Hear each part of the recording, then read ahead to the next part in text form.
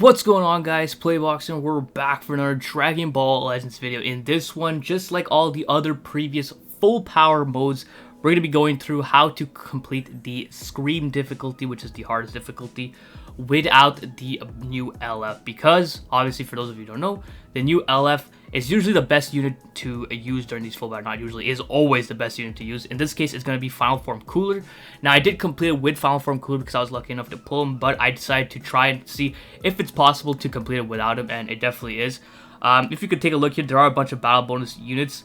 I did try the Metal Cooler. I don't have him Zenkai, unfortunately, so it was kind of difficult there. I tried Full Power Frieza, but I only have him at 2 stars. He ended up dying. So I decided to use the blue free-to-play Metal Cooler and was able to complete it with this guy. And he was actually a pretty good option for me. So this is actually really good because he's a free-to-play unit, so everyone has access to him. So he most likely will be your best bet here. He's not red, obviously, but he still does get a lot of damage inflicted despite being a blue type. And he has that anti-ultra burst inflicted damage up, which is also very good. So there's a team we're running here. We have Metal Cooler, the free-to-play one, and then we have the red Metal Cooler for our second one. And then we have EX13 for our third option, and then we have the free-to-play Cell for the last option, the event exclusive one. Keep note that all of them are battle bonus characters, so they obviously get some additional effects, right? And then on camera, I'm Zenkai buffing the Metal Cooler with my buddies. This obviously depends on what kind of friends you have or guild members you have, so this will vary from person to person, but usually you would want to at least try to Zenkai buff your opponent, the unit you're using. So in this case, I'm using Cooler, right? So yeah, without further ado, let's hop in straight into the battle. All right, here we are going up against the Cooler movie Goku, of course. So pretty much like all these full power battle modes, or full power battle, you know, you just gotta spam cards. Like I always mentioned, this was pretty much, I would say, nerfed since the MUI Goku versus Full Power Jiren one. That was a notoriously difficult one, but they've kind of toned it down ever since. So yeah, just use all your cards here. I'm not going to go through the whole battle because it's pretty much kind of repetitive, right? But as you can see, we already got our Z Rush or Rising Rush ready, and we already have one of the all-out cards, and you can see that I use it right away. Take note of the health bar. He's at 88 right now. He usually goes into his first invincible mode around 65 health bars. So you have time to replenish some all-out cards by the time you get there. What you usually want to have is 2 all-out rush cards and your Rising Rush ready for when you have to break the shield. So right now we have our Blast version here. I'm waiting to get my Strike one. As you can see, I'll skip a bit here. It might take a while to get the Strike one. Actually, I think I get the Strike one during the battle. Oh, okay, no, we got it right here. So I think as I get it here, I use my Blast one because we still have time until his invincible mode comes in, right? So here I always recommend getting at least to 30. I get 38, which is pretty good there, so we get some good damage here. So he's at 68, should be entering his invincible mode soon. Let's just skip a bit here, and then we're invincible. So you scroll up, or dash, float up, float back, and then float back up. Sometimes it might change, I've noticed. It might not always be that same pattern, but most of the time it is that same pattern there. So wait till all of them pop their main ability, and then you go for some cards here. You would want to probably let your buddies use their special moves up first because they all go for a blue card here after popping the main ability.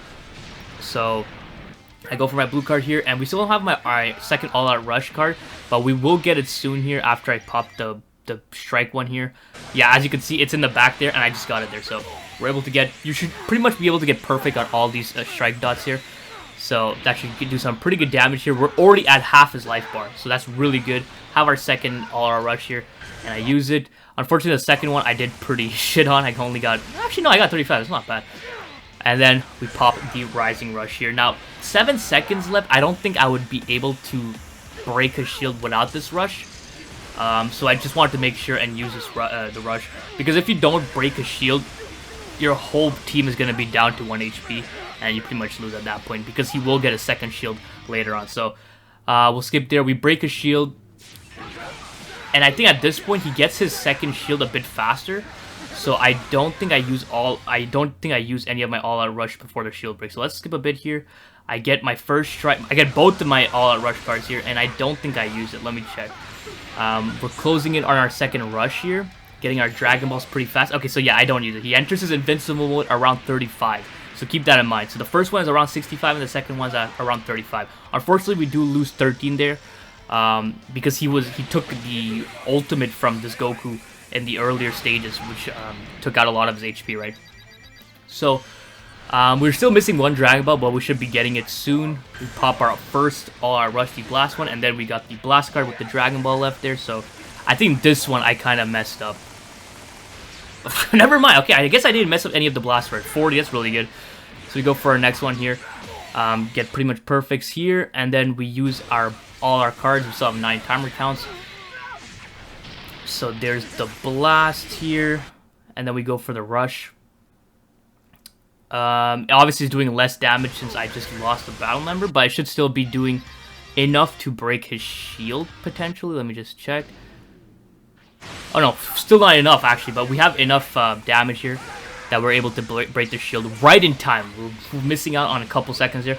But at this point, the opponent or the AI or the boss is not going to go into another invincible mode.